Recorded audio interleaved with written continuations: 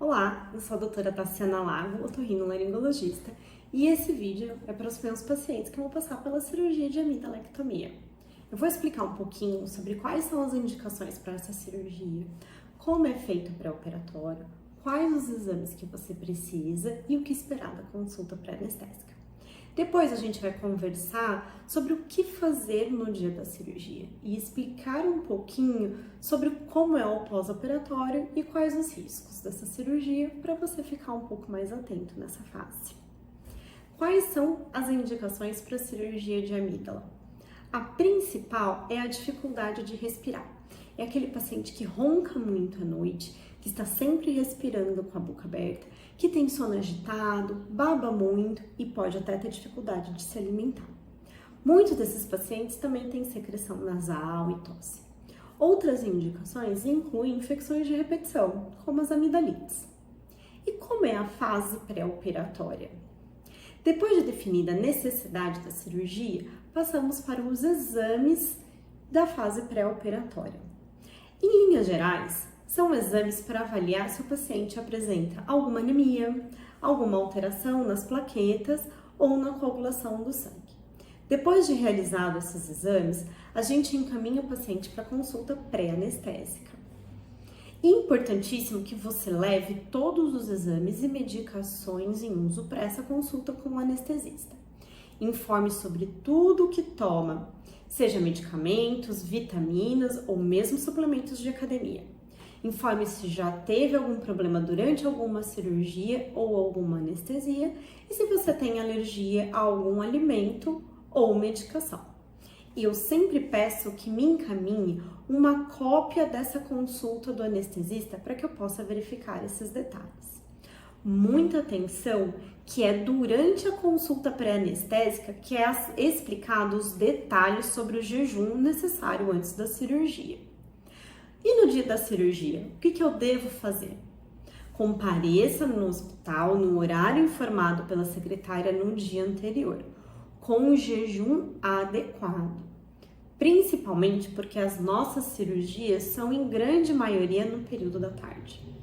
Leve ao hospital uma muda de roupa e o papel da consulta pré-anestésica, assim como o termo de consentimento da cirurgia que foi entregue a você no momento que foi feito o pedido da cirurgia no consultório. Crianças podem entrar acompanhada de um dos pais, mesmo dentro da sala de cirurgia. O acompanhante permanece com a criança até o início do procedimento da anestesia.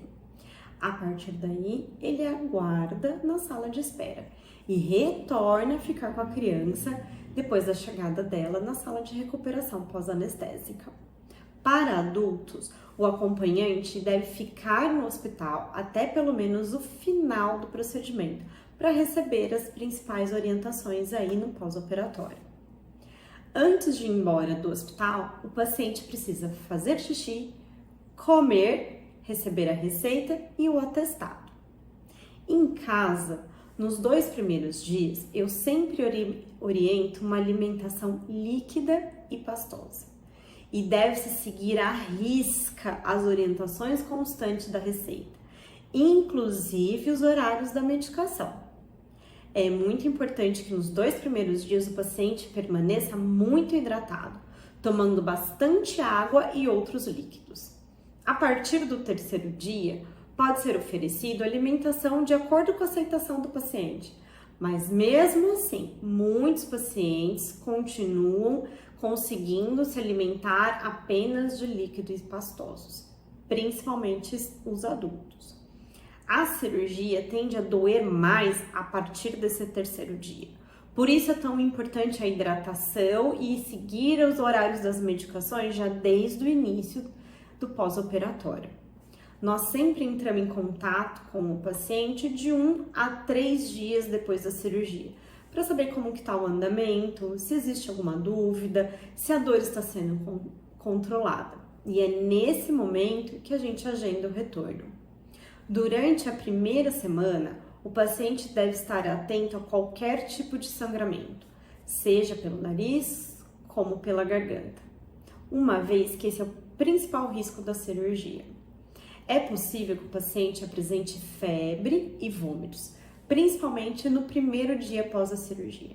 Depois desse período, minha equipe deve ser notificada.